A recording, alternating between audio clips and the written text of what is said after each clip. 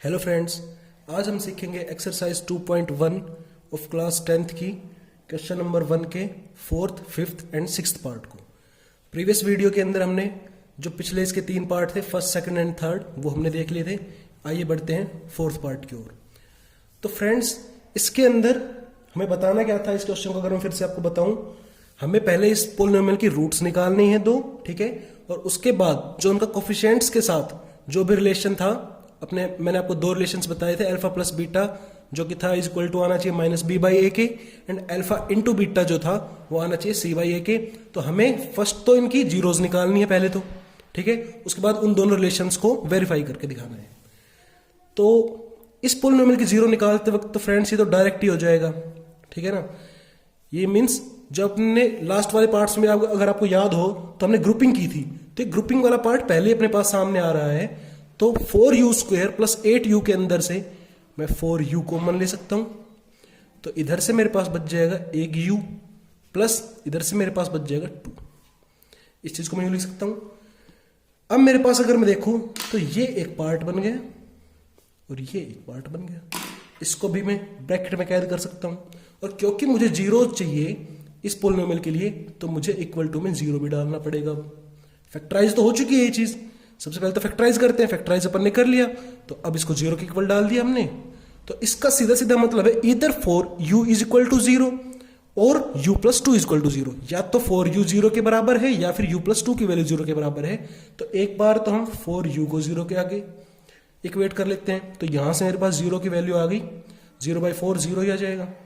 यहां से मेरे पास u की वैल्यू आ गई फ्रेंड्स 0, और एक बार मैं u प्लस 2 को 0 के बराबर रख लूंगा इस पार्ट को, तो यहां से मेरे पास u की वैल्यू आ जाएगी -2, ठीक है। तो ये मेरे पास 2 जीरोज आ गई हैं। 2 जीरोज क्यों? क्योंकि डिग्री 2 थी इस पोलिनोमियल की, तो जीरोज तो नंबर ऑफ जीरोज तो 2 ही होंगी, ठीक है, ओके।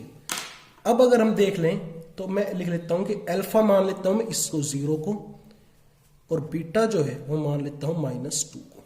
एक जीरो ये है, एक जीरो ये है, एक जीरो को मैंने अल्फा मान लिया, एक जीरो को मैंने बीटा मान लिया। ये अपना सेकंड रूट मान लिया मैंने, ये मैंने फर्स्ट रूट मान लिया, ठीक है।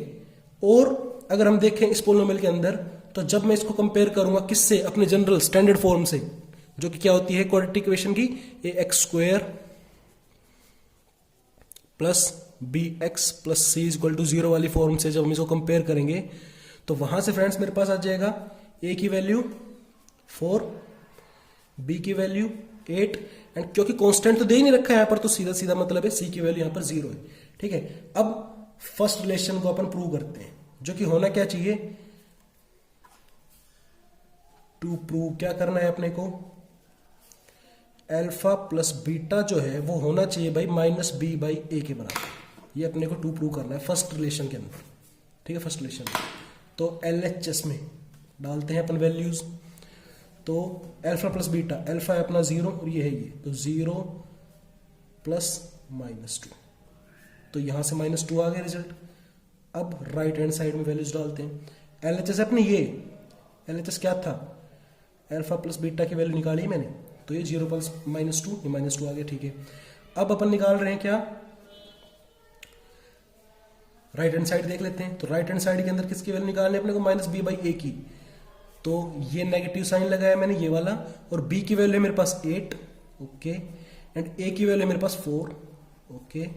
तो यहां से मेरे पास अगेन -2, तो मैं देख पा रहा हूं LHS इक्वल टू RHS आ गया यहां से, ठीक है। तो ये चीज तो प्रूव हो गई अपनी यहां से। अब सेकंड पार्ट को देख लेते हैं। सेकंड पार्ट मींस जो सेकंड रिलेशन अपने को प्रूव करना था वो क्या था फ्रेंड्स, वो था, अगर मैं लिखूं फिर से, alpha into beta should be equal to c/a। Alpha beta की जो प्रोडक्ट है, मतलब फिर 2 रूट्स की जो प्रोडक्ट होगी वो c/a के बराबर आना चाहिए। तो LHS देखते हैं पहले। अब LHS में क्या है अपना, अल्फा इंटू बीटा है, तो वैल्यूज डालो। अल्फा की वैल्यू है 0 इंटू बीटा की है -2, तो ये तो अपने पास 0 ही आ गया। एंड RHS देख लेते हैं अब एक बार, तो c/a, ठीक है, c की वैल्यू क्या है भाई अपने पास 0, अपॉन में a की वैल्यू है 4, ये अगेन अपने पास 0। यहां से भी फ्रेंड्स हम देख सकते हैं LHS is equal to RHS।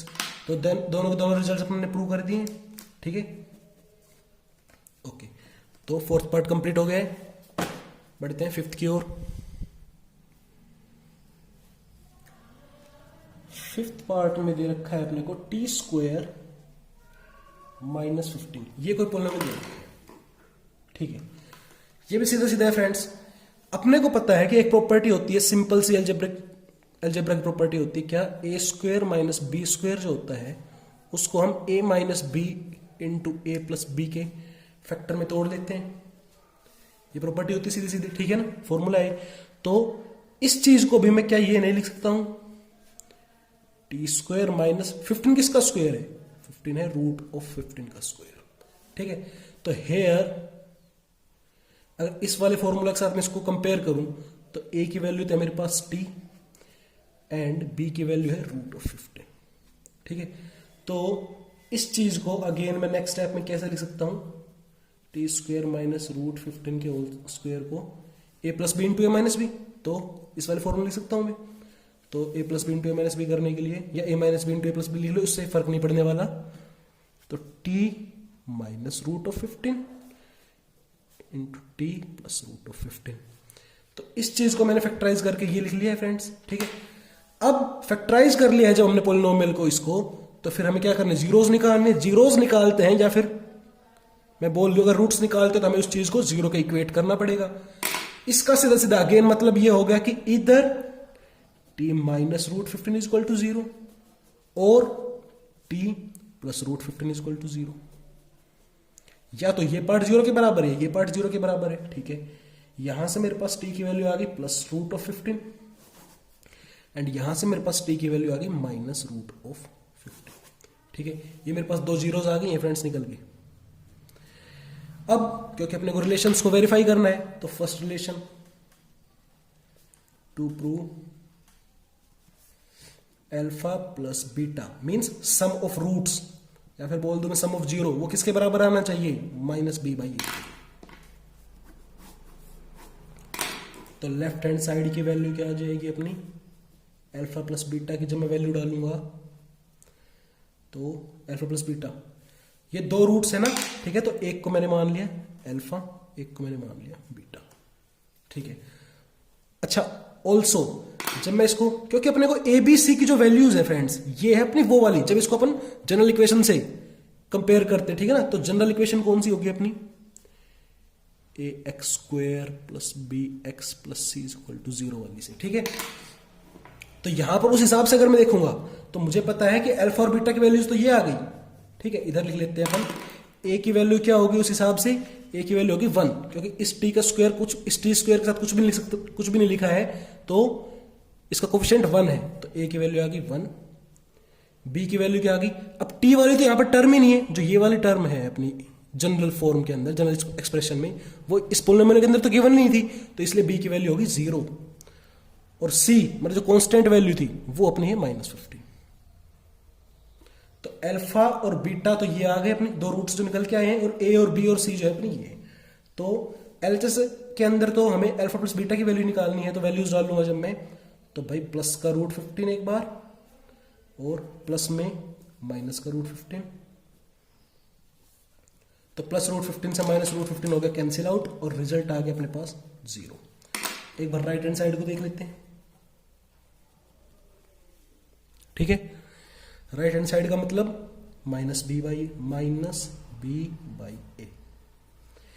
Negative ये वाला साइन लगाओ, b की वैल्यू है 0, ठीक है भाई, डिवाइड बाई a है अपना 1।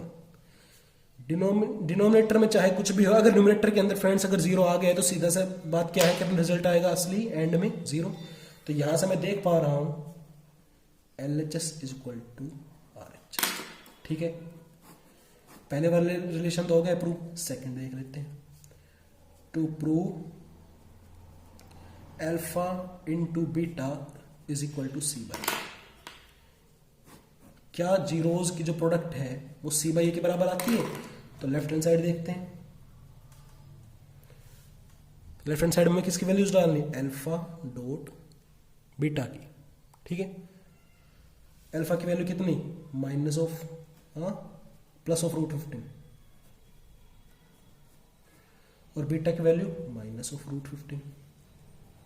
ठीक है भाई, प्लस माइनस मल्टीप्लाई होगी तो साइन तो माइनस का आएगा, और रूट 15 का स्क्वायर मतलब कि 15, माइनस 15 आ गया यहाँ से अपने पास। अब देख लेते हैं राइट हैंड साइड को। यहां से अपने पास c बाई ए को देखेंगे तो c की वैल्यू कितनी है फ्रेंड्स, c की वैल्यू है अपनी माइनस 15, ओके, और a की वैल्यू है 1, तो माइनस 15 बाई 1 माइनस 15। सॉरी, यहां से भी मैं देख पा रहा हूं LHS is equal to RHS। ठीक है, हेंस प्रूव, तुरंत दोनों रिजल्ट्स प्रूव हो गए। ओके फ्रेंड्स, बढ़ते हैं 6th पार्ट की ओर।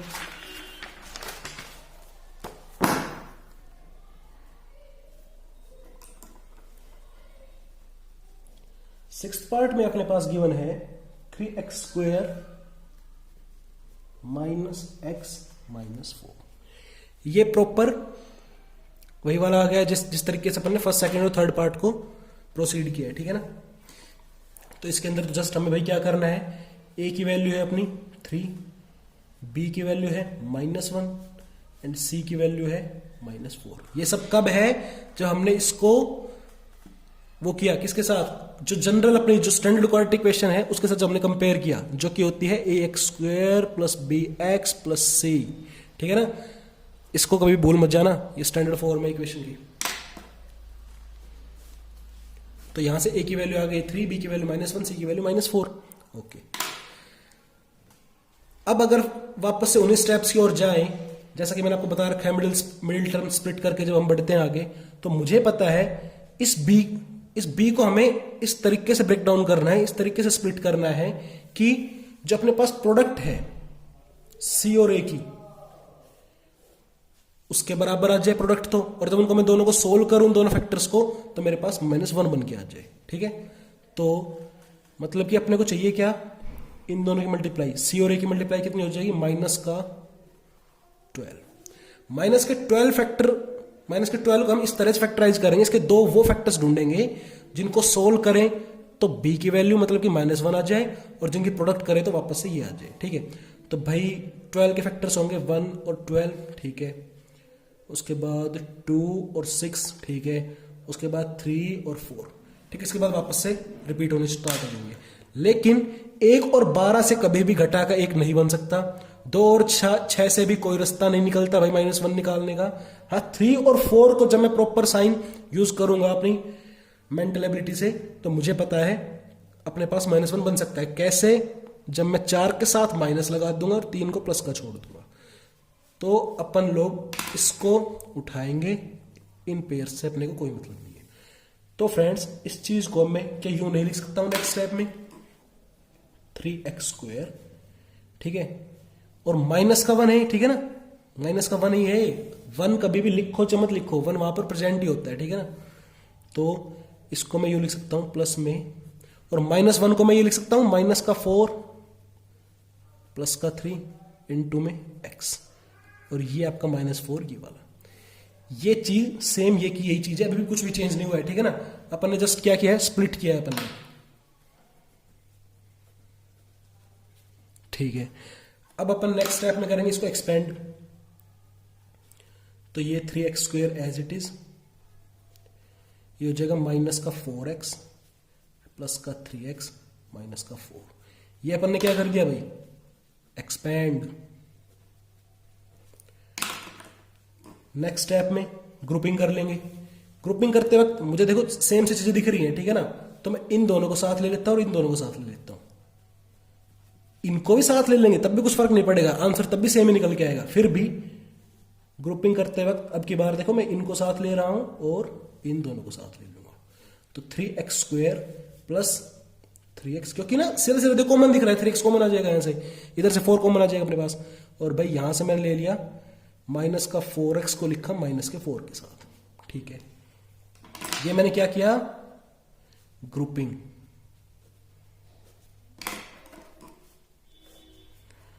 नेक्स्ट स्टेप के अंदर यहां से मेरे पास 3x आ गया कॉमन, और इधर से बच गया 3, इधर से बच गया ओनली x, यहां से बच गया 1। यहां से अगर मैं माइनस का 4 कॉमन ले लूंगा तो यहां से बच जाएगा फ्रेंड्स मेरे पास x और यहां से मेरे पास बच जाएगा प्लस का 1। क्या मैंने ये चीज सही लिखी है? तो चेक कर लेते हैं। क्या -4 की मल्टीप्लाई x से करूंगा तो माइनस का 4 आ रहा है मेरे पास? आ रहा है भाई साहब। क्या -4 की मल्टीप्लाई 1 से करूंगा तो क्या माइनस का 4 आ रहा है? आ रहा है सर। ठीक है, तो अब यहां से मैं देख पा रहा हूं इस पार्ट में से एंड इस पार्ट में से x+1 जो है वो दोनों जगह पर मौजूद है। तो नेक्स्ट स्टेप के अंदर x+1 को ले लिया कॉमन, तो यहां से आया 3x बचा एंड यहां x+1 कॉमन ले लिया, यहां से बच गया माइनस का 4। ठीक है, तो ये मेरे पास इस तरीके से इस पोलिनोमियल के लिए ये मेरे पास 2 फैक्टर बन गए। इसको मैंने फैक्टराइज कर लिया है। अब क्योंकि मुझे 0 चाहिए, 2 रूट्स चाहिए इसके, तो मैंने इसको 0 की इक्वेट कर लिया। इसका सीधा सीधा क्या मतलब है? या तो x+1 0 के बराबर है या फिर 3x - 4 0 के बराबर है। यहां से मेरे पास x की वैल्यू आ गई फ्रेंड्स -1, यहां से मेरे पास x की वैल्यू आ गई 4/3। ठीक है, अब चेक करेंगे रिलेशंस को। अच्छा, तो इसको मैं क्या लिख दूंगा? ये मेरी किसकी वैल्यू आ गई? ये आ गई मेरी, मान लो अल्फा की वैल्यू। अल्फा बीटा क्या है? 2 रूट्स हैं। ठीक है ना, इसको मैंने मान लिया ये है मेरी बीटा की वैल्यू। ए बी सी की वैल्यू अपन ने ऊपर लिख रखी है। ठीक है, फर्स्ट केस के अंदर to prove alpha plus beta -b/a, ये हमें प्रूव करना है भाई फर्स्ट केस में। केस नंबर ए में देख लेते हैं। ठीक है, तो LHS means alpha plus beta की वैल्यूज डालेंगे।